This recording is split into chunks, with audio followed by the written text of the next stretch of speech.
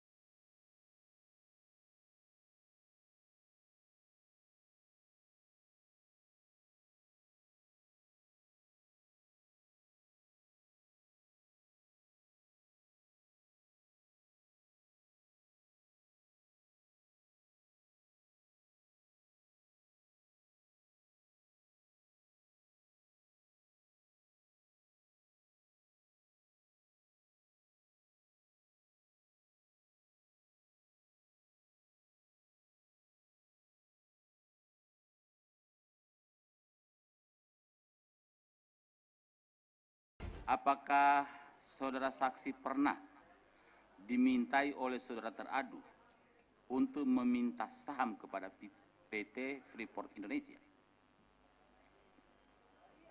Sepanjang yang saya ingat, Yang Mulia, Saudara Novanto tidak pernah berbicara sama saya mengenai masalah Freeport. Adu argumentasi yang kerap diwarnai interupsi dan adu cerdik selama proses persidangan Mahkamah Kehormatan Dewan ternyata terus dipantau Presiden Joko Widodo. Untuk para wakil rakyat yang duduk di MKD, Presiden meminta agar dalam mengusut kasus pencatutan namanya oleh Setia Novanto, mereka selain memperhatikan fakta-fakta hukum, juga memperhatikan suara rakyat. Setiap hari saya selalu memantau, mengikuti jalannya proses di MKD. Selalu saya ikuti.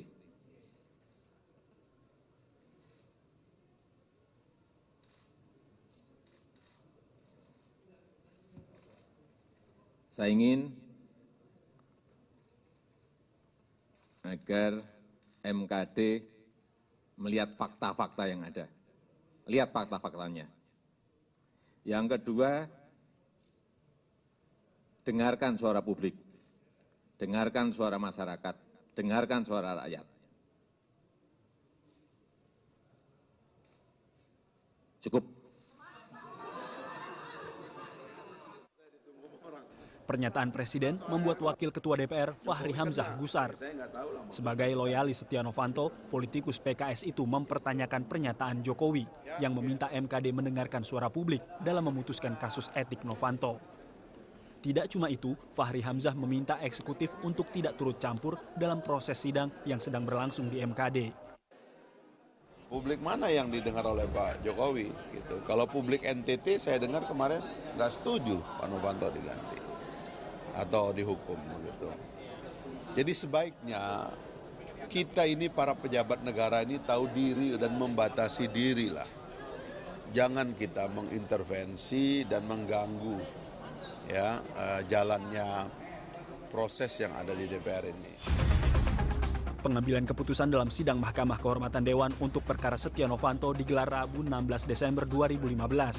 Hal ini ditempuh setelah MKD memutuskan tidak akan melakukan panggilan ketiga untuk Riza Khalid dan MKD tidak memerlukan lagi barang bukti handphone milik Direktur PT Freeport Indonesia, Ma'ruf Syamsuddin. Anggota MKD dari Partai Hanura, Sarifuddin Suding menjelaskan, untuk memutuskan pelanggaran etik, setiap anggota MKD akan mengeluarkan pendapat, lalu akan divoting berdasarkan pendapat mayoritas. Suding menambahkan, pilihan sanksi untuk Ketua DPR Setia Novanto hanyalah sanksi sedang atau berat, sebab sebelumnya Setia Novanto pernah terjerat sanksi ringan. Jadi kalau menurut saya dalam kasus Setia Novanto ini tinggal 3, tidak terbukti, ataukah ketika terbukti hanya 2 sanksi, sanksi sedang atau sanksi berat. Setelah menyimak transkrip rekaman yang berisi dugaan percaloan perpanjangan kontrak Freeport serta keterangan saksi-saksi persidangan, ada beberapa pasal yang dapat menjerat Ketua DPR Setia Novanto. Mengacu pada Peraturan DPR RI Nomor 1 Tahun 2015 tentang Kode Etik Anggota, perilaku Setia bisa dijerat dengan Pasal 3 mengenai integritas anggota dan Pasal 4 yang mengatur hubungan dengan mitra kerja DPR. Berdasarkan Pasal 3, perbuatan Novanto dianggap tidak pantas dan merendahkan martabat DPR. Selain itu, pertemuan dan percakapan Novanto bersama Riza Khalid dan pimpinan Freeport jelas sudah di luar kewenangannya sebagai anggota atau pimpinan DPR.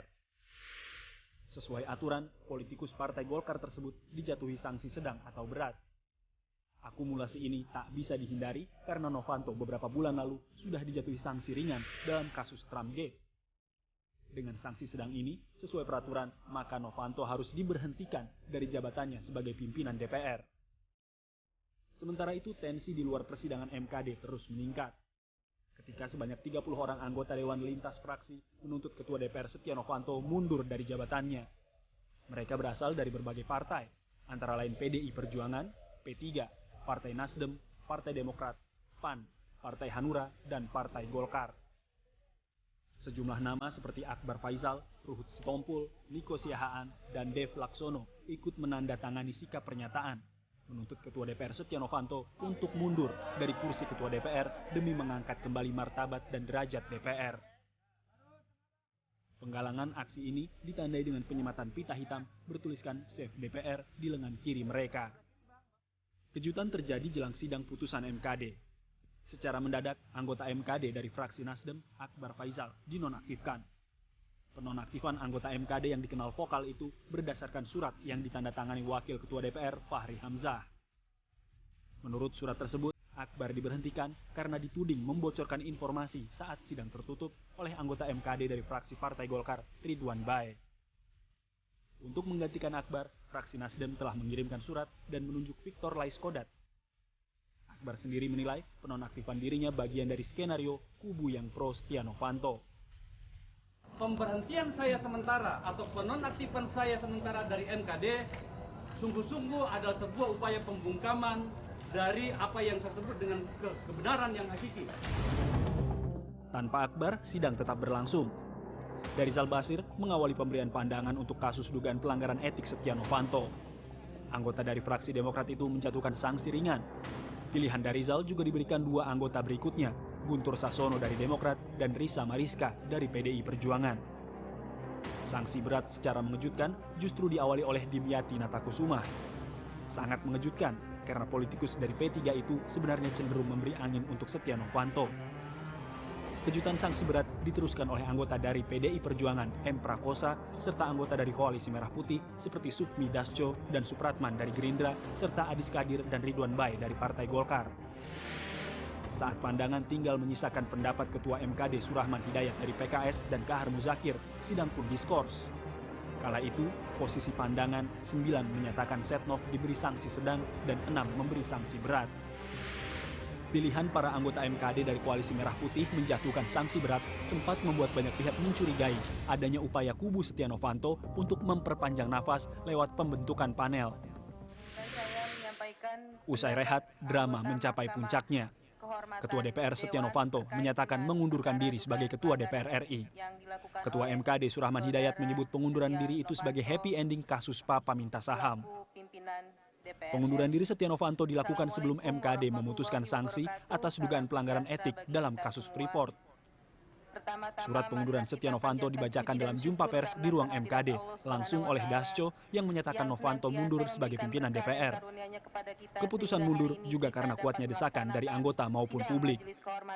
Sidang Mahkamah Kehormatan Dewan atas pengaduan Saudara Sudirman Said terhadap Yang Terhormat Saudara Dr. Andes Setia Novanto atas dugaan pelanggaran kode etik dinyatakan ditutup dengan menerima surat pengunduran diri dari Yang Terhormat Saudara Dr. Andes Setia Novanto nomor anggota A 300 anggota fraksi Partai Golkar sebagai Ketua DPR RI periode 2014-2019 tertanggal 16 Desember 2015.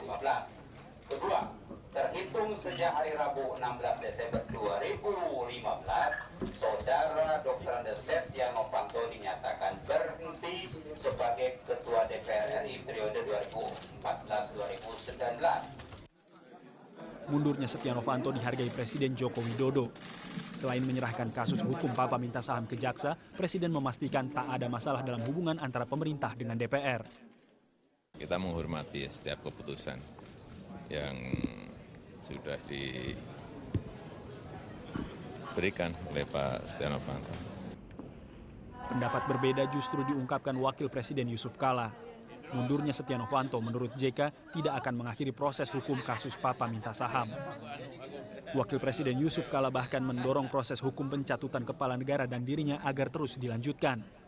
Sebab menurut Yusuf Kala, kasus Setia Novanto tidak cuma soal pelanggaran etika, namun juga soal pelanggaran hukum. Ya pelanggaran hukum karena bicara tentang uang, bicara tentang kesepakatan untuk katakanlah memeras begitu, mengancam. Berarti ini bisa jadi pembenaran untuk aparat penegak hukum kita semakin menindaklanjuti gitu Pak? Oh, bukan pembenaran, otomatis pasti kejaksaan lebih mudah lagi.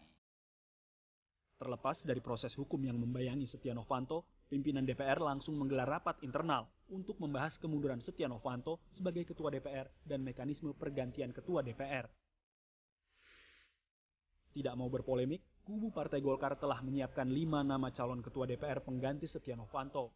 Para calon nantinya akan mengikuti mekanisme pemilihan sesuai kebijakan fraksi Partai Golkar. Menurut Sekjen Golkar Idrus Marham, 5 nama yang dianggap berkompeten antara lain Titi Soeharto, Rambe Kamaruzaman, Ade Komarudin, Fadel Muhammad, dan Aziz Samsudin.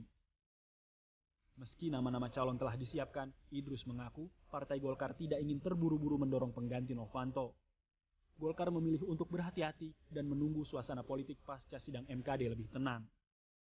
Di antara nama-nama yang beredar selama ini dan tugas saya selaku Sekjen adalah menginventarisir ini semua, aspirasi-aspirasi yang ada. Setelah itu nanti kita wadahi dalam mekanisme pengambilan keputusan. Kasus Papa minta saham secara etika telah berhasil menurunkan Setia Novanto dari kursi Ketua DPR. Namun publik tentu tetap menunggu proses hukum yang kini sedang berlangsung di Kejaksaan Agung. Sementara terkait pengganti Novanto sebagai Ketua Legislatif, biarkan proses politik di Senayan yang menentukan.